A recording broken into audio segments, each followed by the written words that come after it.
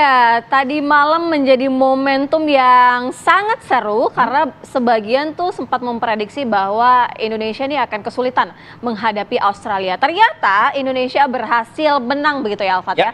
Untuk itu kita akan membahas di pagi hari ini ada Mas Erwin Fitriansyah, wartawan sepak bola. Selamat pagi Mas Erwin. Selamat pagi semuanya, selamat pagi. Happy ya tadi malam?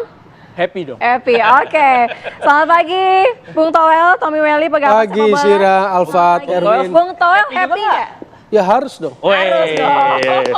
Keren. Oke, kalau misalnya kita melihat Bung Toel, tadi malam kan permainan Indonesia juga tidak disangka-sangka begitu ya. Karena kan kalau misalnya dilihat dari lini penyerangan gitu ya, dari dua laga kita sebenarnya agak sedikit kurang. Karena dari Komang sendiri, notabene pemain belakang gitu yang berhasil menggolkan. Ini teknis. Melihatnya bagaimana? Iya. Sebelum teknis. Iya, iya. Langsung teknis. Oke. Enggak, itu kan teknis pertanyaan. Oke. Kan? Sebelum teknis semalam di TV One juga saya bilang prediksinya 1-0.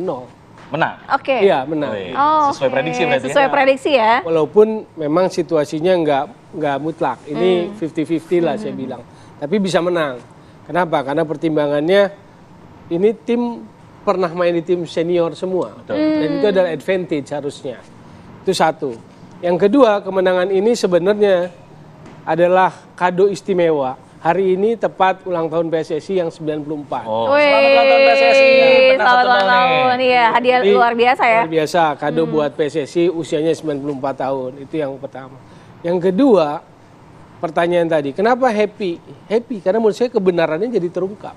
Apa kebenaran apa? Kebenarannya, 7 dari yang main itu main di Liga 1. Oh, Belakangan di era Sinteyong ini kan muncul sentimen local pride itu kan. Yes, betul. Oh, oke. Local pride Iya, jadi iya. diplesetin local pride lah gitu kan.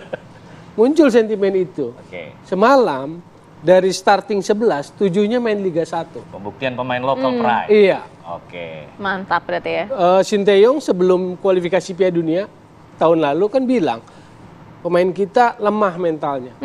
Takut kalah sebelum bertanding. Semalam tunjukin mereka. Tidak terbukti itu ya mental Iya. lemah itu ya. Itu yang selalu saya tekankan kan. Karena sentimen local pride itu nggak bagus buat atmosfer sepak bola. Itu satu. Kedua, anggapan Sinteyong, stamina Indonesia berdasarkan kompetisi Liga 1 yang actual playing time-nya rataannya cuma 35 menit, terbantahkan. Yang pertama, dibantah oleh LIB.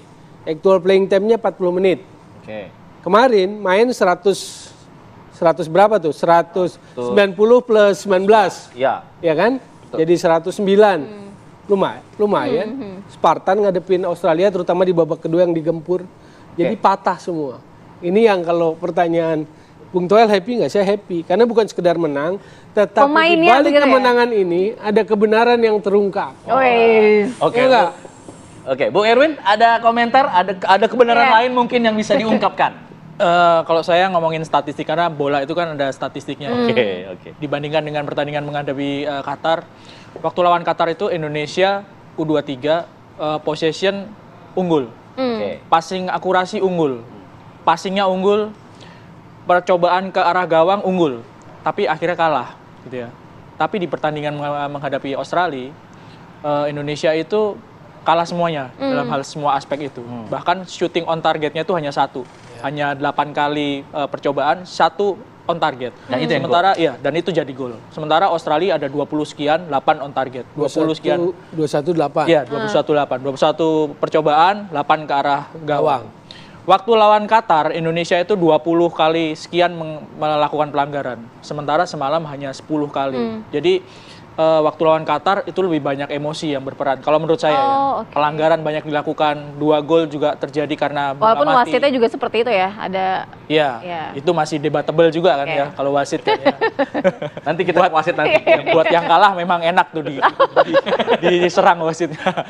Tapi semalam saya melihat pemain-pemain Indonesia bisa bermain lebih efektif ya, bisa bermain dengan lebih sabar gitu. Terutama di babak kedua seperti kata Bung Toel ketika digempur habis-habisan sama Australia.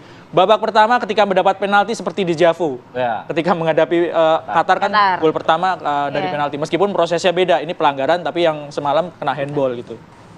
Jadi ada perbedaan di situ, ada efektivitas, ada kesabaran dan akhirnya bisa menang. Tapi catatan saya adalah kalau di umur segini, umur U23 di levelnya belum senior, itu kelihatan sekarang itu bedanya tipis-tipis aja gitu. Apa beda Kalaupun ya beda kualitasnya, beda Antar skornya pemain. tuh tipis-tipis aja Oke. gitu.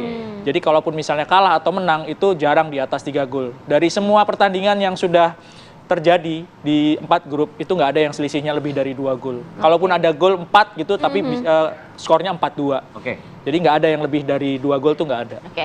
Oke. Tapi dengan seluruh capaian tadi, apakah kemudian peluang ke babak selanjutnya ini masih terbuka Yeah. lebar karena kita masih berhadapan dengan Yordania. Nanti kita bahas ya. Usai jeda tetaplah di sini di Apa Kabar Indonesia Pagi, masih bahas Indonesia Australia.